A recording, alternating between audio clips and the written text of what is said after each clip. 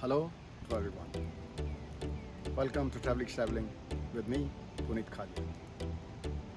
आज मैं कंटिन्यू कर रहा हूँ अपना यूएसए ट्रैवल डायरीज में। आज मैं आप लोगों के लिए लेके आया हूँ जॉर्जिया के एक बहुत ही सुंदर शहर हेलन। हेलन शहर एटलांटा से ऑलमोस्ट 1 घंटे की दूरी पे है, अराउंड 55 माइल्स की दूरी पे है और ये सिचुएटेड है एपलाचियन माउंटेन्स में। इस शहर की जो खासियत है वो है कि ये शहर जर्मन स्टाइल से है बना हुआ, इसको बावेरियन सिटी भी कहते हैं। तो आज हम एक्सप्लोर करेंगे हेलन और एक रोलर कोस्टर भी है, उसमें हम ट्रैवल करेंगे। कोविड के चक्कर में अगेन बहुत ज़्यादा चीज़ें खुली नहीं हैं, तो जो भी खोला है वो मैं आप लोगों के लिए पेश कर रहा हूँ। तो आइए चलते हैं डूइंग सम ट्रैवलिंग। एटलांटा से हेलन तक का रास्ता वैसे तो 1.25 घंटे का है, बट क्योंकि मैं कमिंग कर रहा हूँ तो मेरे यहाँ से सिर्फ 1 घंटा लगेगा। और रास्ते में अल्फारेटा, डॉसनवेल, क्लीवलैंड आएंगे हेलन तक पहुँचने के लिए। तो गाड़ी तैयार है, रास्ता पता है, तो फिर देर किस बात की, चलिए चलते हैं हेलन तक। बारिश आज सुबह से ही हो रही थी थोड़ी थोड़ी, और हम लोगों को आज का दिन भी वेस्ट नहीं करना था। जैसे कि आपने मेरे पिछले ब्लॉग में देखा था गिब्स गार्डन वाले में, बारिश तब भी हो रही थी लेकिन फिर भी हम लोग गिब्स गार्डन घूम के आए। तो वो यही सोच के कि शायद हेलन में बारिश कम हो जाएगी या नहीं होगी, हम लोग निकल पड़े हैं हेलन के लिए। तो रास्ता आज भी मोस्टली स्लिप रोड से ही होगा, हाईवे पे शायद हम बहुत ज़्यादा नहीं चढ़ेंगे। तो फिर मैं अपना वो जो पेट मेरा डायलॉग है कि गड्डी उन पाती ऐसी हाईवे थी वो नहीं बोल पाऊँगा, लेकिन जो व्यूज़ हैं अगेन इवन तो बरसात हो रही है फिर भी दोनों साइड के व्यूज़ बहुत अच्छे।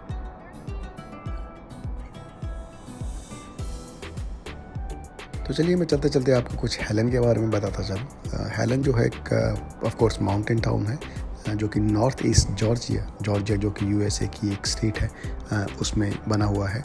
और इसकी जो खास क्वालिटी है वो है कि ये जर्मन स्टाइल से बना हुआ है और ये ब्लू रिज माउंटेन्स में बसा हुआ है, तो इसलिए इसको बावेरियन विलेज भी बोलते हैं।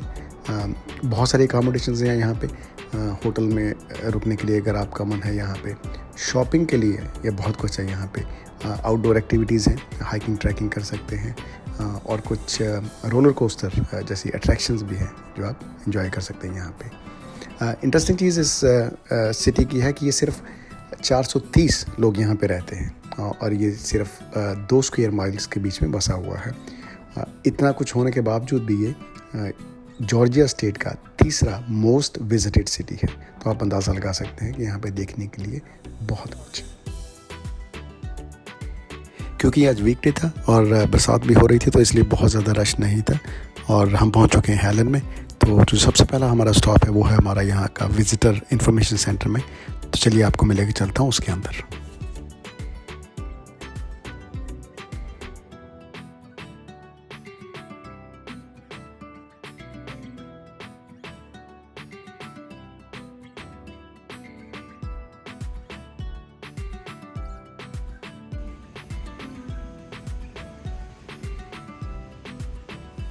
और ये विजिटर सेंटर खुद भी बहुत सुंदर बना हुआ है। जैसे कि आप देख रहे हैं कि इसका जो बाहर वाला दरवाज़ा है, जो आउटर बिल्डिंग है, वो सारी की सारी वो बावेरियन या जर्मन या यूरोपियन लुक दे रही है। और यहाँ से इवन खड़े हो गए जो व्यू है वो बहुत ही बढ़िया निकल के आ रहा है।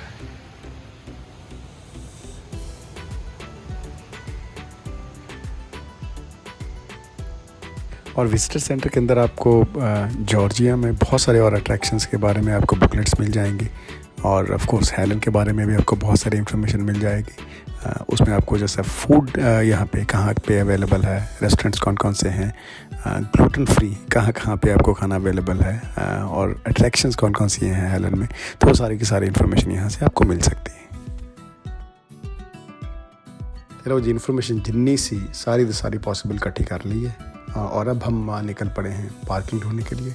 लकीली हमें पार्किंग बहुत ज़्यादा मुश्किल नहीं हुई क्योंकि जो मेन मार्केट है इसके पीछे एक बहुत बड़ा पार्किंग लॉट है, वहाँ पे हमने पार्किंग के लिए जगह ली है।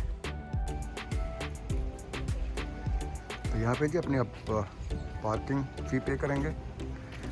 पार्किंग फ़ी करने के लिए ये ऑटोमेटेड मशीन है यहाँ पे आप अपनी गाड़ी का नंबर डालें, उसके बाद यहाँ पर क्रेडिट कार्ड से या कैश के साथ आप पे कर सकते हैं। तो आपको यहाँ पे आपको जो रसीद मिलेगी ये आप अपनी गाड़ी पे फ्रंट पे लगा सकते हैं। $5 की फ़ी है यहाँ पे पे करने की।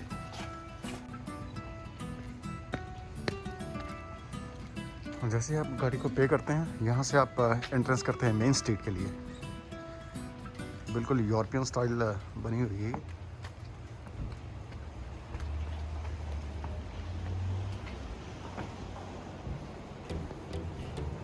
आपको ऐसे बिल्कुल छोटे छोटे जैसे गलियाँ होती हैं इंडिया में, वैसे वाले आपको मार्केट है यहाँ पे, जहाँ पे आपको ये कैंडी शॉप है और बहुत सारी शॉप्स हैं। तो भैया मैं लेके चलता हूँ आपको हैलन की सबसे फेमस कैंडी शॉप, जिसको कि Hansel and Gretel candy kitchen बोलते हैं।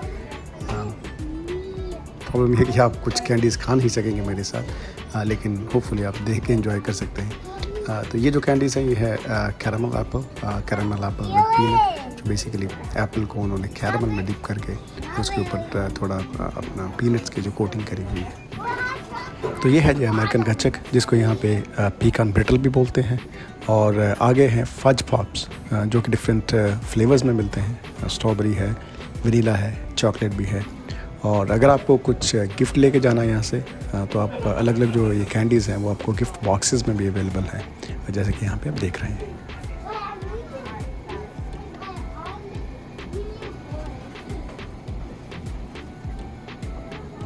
चलिए मैं अब आपको लेके चलता हूँ एक और कमरे में।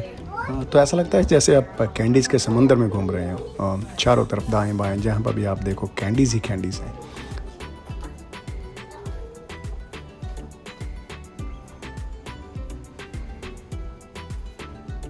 और ये है जी जेली बीन्स। नहीं, ये कोई राजमा और दालें स्टोर नहीं करी हुई हैं अलग अलग कंटेनर्स में, बल्कि ये बहुत अलग अलग तरह के फ्लेवर्स की जेली बीन्स हैं, जो कि यहाँ पे बहुत ही फेमस है। मेरा जो फेवरेट फ्लेवर है वो है ऑफ कोर्स मैंगो और सावर एप्पल। बट जितनी भी आपको चाहिए वो आप इस पॉलीथीन बैग में ले सकते हैं और ऑफ कोर्स पे कर सकते हैं। तो ये है जी एक झलक इनकी फैक्ट्री की, जहाँ पे ये सारी कैंडीज़ बनती हैं। जैसे कि आप यहाँ पे देख रहे हैं वो चॉकलेट एप्पल बन रहा है, और ये पीकान ब्रिटल्स भी है यहाँ पे। ऑफ कोर्स यहाँ पे अंदर जाना अलाउड नहीं है, तो मैं बाहर से आपको ये दिखा रहा हूँ। और ये है जिनका चॉकलेट फैक्ट्री का दूसरा रूम, जहाँ पे मेरे को लग रहा है कि शायद ब्रिटल बना रहे हैं ये लोग।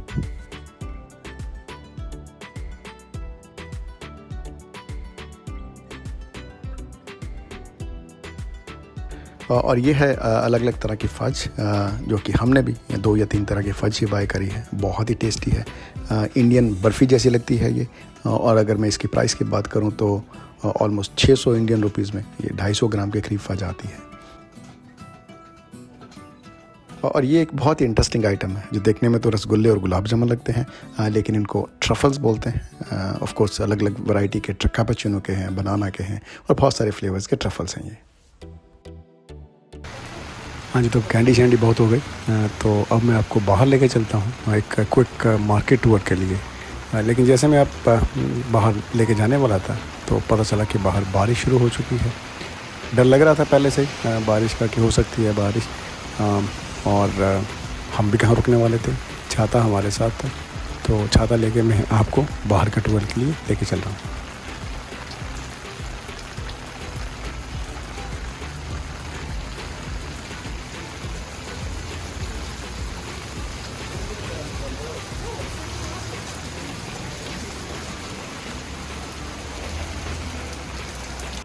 क्योंकि बाहर अभी भी बरसात हो रही थी, तो हमने सोचा क्यों ना थोड़ी सी शॉपिंग वॉपिंग कर ली जाए। तो ये जो है स्टोर, यहाँ पे हैलन का जो सोवेनिर्स मिलते हैं बहुत सारे, जैसे कि आप यहाँ पे देख रहे हैं टी शर्ट्स हैं जिसके ऊपर हैलन लिखा हुआ है, ताकि आपको याद रहे कि आप किसी टाइम पे हैलन गए थे।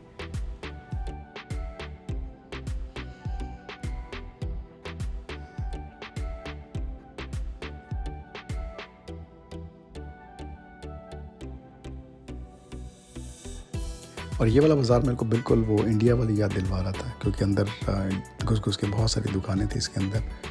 और ये जो कुछ एक टॉयज़ थे जो हमें अच्छे लगे, जो हमने बाय भी किए।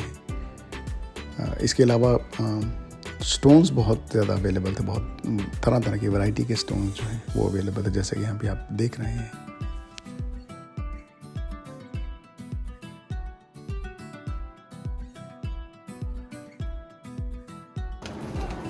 क्योंकि ये पहाड़ी इलाका था तो यहाँ पे वुड का जो है वो बहुत ज़्यादा सामान अवेलेबल था, जैसे कि वुड कार्विंग हो गई या फिर वुड से जो बने हुए आपके शो पीसेस हो गए घर के लिए।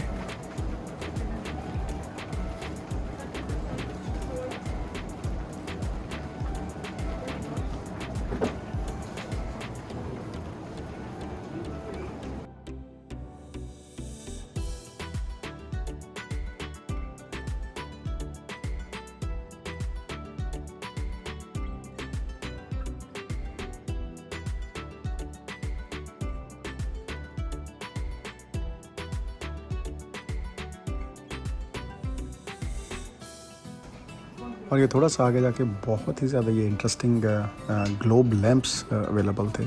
थोड़े महंगे थे, आई थिंक इंडियन रुपीस के हिसाब से 20 से 25 हज़ार वाले थे, बट दिखने में बहुत ही अच्छे लग रहे थे ये लैंप्स।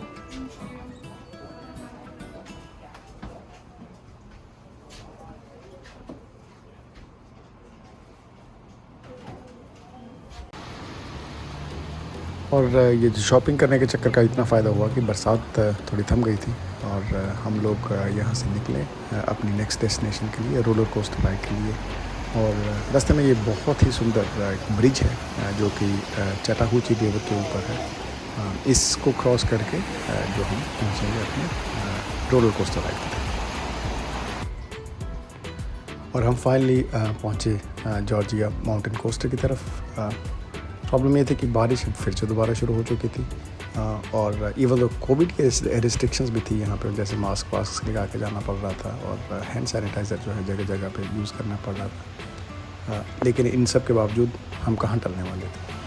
तो चलिए आपको मैं लेके चलता हूँ कोस्टर के। तो ये है जो 1 पर्सन कोस्टर जिस पे आज हम सवारी करेंगे।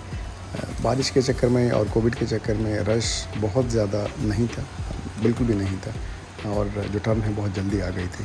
अदरवाइज़ पता चला कि यहाँ पे बहुत लंबी लाइनें लगती हैं टर्न लेने के लिए।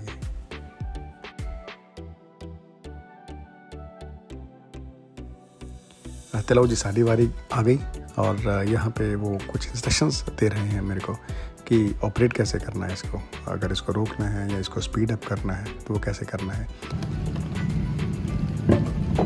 तो ये अपने आप लेके जा रहा है ऊपर टॉप पे, तो उसके लिए कंप्यूटर जनरेटेड है ये सारे का सारा, इसमें आपको कुछ करने की ज़रूरत नहीं है।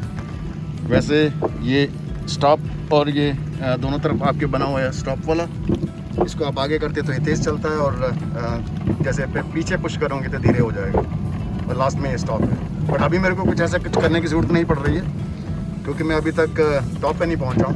तो ये अभी मेरे को टॉप पे लेके जा रहा है। टॉप पे लेके जाने के बाद अपने आप वो डाउन जो फॉल शुरू होगा, फिर जैसे यहाँ पे ये साइड पे आप देख सकते हैं यहाँ से निकलेगा ये सारे का सारा ये रोलर कोस्टर।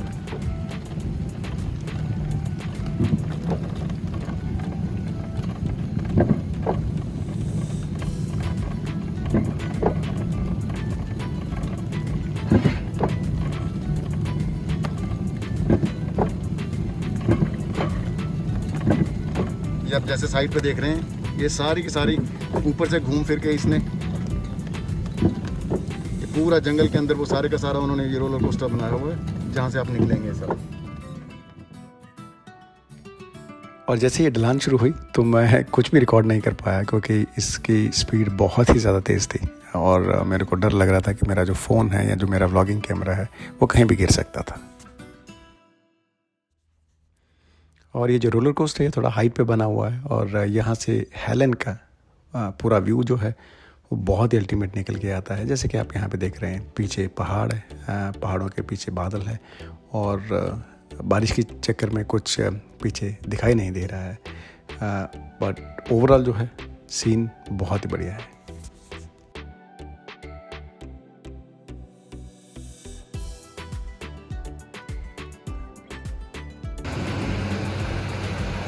और ये है जी दूसरी साइड ऑफ द मार्केट। जैसे कि आपने पहले देखा जो लेफ़्ट साइड वाला है वो मैं ऑलरेडी कवर कर चुका हूँ। और ये भी सारी मोस्टली जो है आपको गिफ्ट शॉप्स ही हैं यहाँ पे, कॉफ़ी शॉप्स भी हैं और कुछ खाने पीने की दुकानें भी हैं यहाँ पे। तो अब इतना चलने फिरने के बाद और रोलर कोस्टर के बाद ऑफ कोर्स भूख लगनी जायज़ थी, तो हम लोग ट्राई करते हैं कुछ खाने पीने का कोई रेस्टोरेंट देखने के लिए, और तब तक आप एक ये जो है क्विक टूर आपको मैं बाकी का जो हेलन है उसका करवा देता हूँ।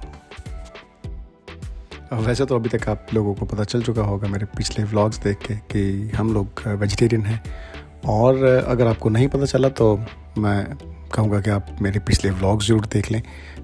और उसके चक्कर में थोड़ा मुश्किल है वेजिटेरियन खाना ढूंढना, इतना नहीं, बट जैसे छोटे जो है वो टाउन से उनमें थोड़ी मुश्किल आ जाती है। तो फाइनली हमें एक मैक्सिकन रेस्टोरेंट है वो मिल गया, और हमें पता है कि मैक्सिकन रेस्टोरेंट में मोस्टली हमें कुछ ना कुछ जो है वेजिटेरियन खाने को मिल जाता है। तो चलिए मैं आपको पहली बार अपने ब्लॉग में खाने के लिए आपको रेस्टोरेंट के अंदर लेके चल रहा हूँ।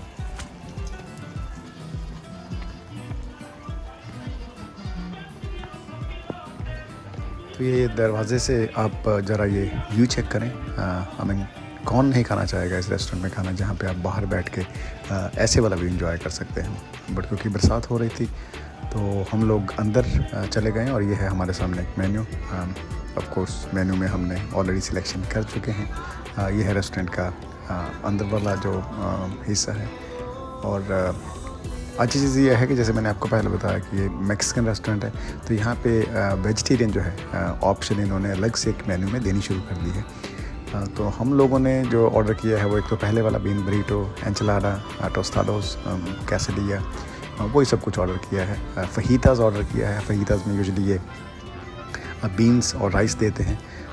और ये है एक क्विक टूर आपको रेस्टोरेंट के अंदर वाला। अगेन कोरोना के चक्कर में बहुत ज़्यादा रश नहीं है।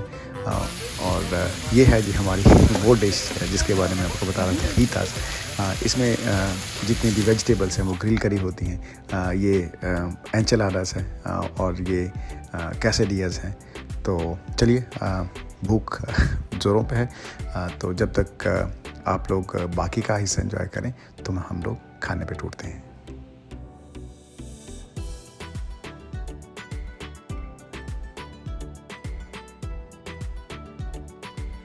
तो खाना शाना खा के जब हमने करनी है अपनी वापसी की तैयारी। इतने सुंदर टाउन को छोड़ने का बिल्कुल मन नहीं कर रहा था, लेकिन ना चाहते हुए भी हमने शुरू करना है अपना वापसी का सफ़र। तो चलिए आज का एपिसोड अब यहीं पे ख़त्म कर रहा हूँ मैं। उम्मीद है कि आप लोगों को ये एपिसोड पसंद आया होगा, और अगर आप लोगों को अच्छा लगा तो सब्सक्राइब कीजिए और इसको लाइक कीजिए, और अपने कमेंट्स में मेरे को ये लिख के ज़रूर बताइए कि आपको क्या अच्छा लगा और क्या अच्छा नहीं लगा। और until you guys see me next time, keep doing some traveling. Rab Raka.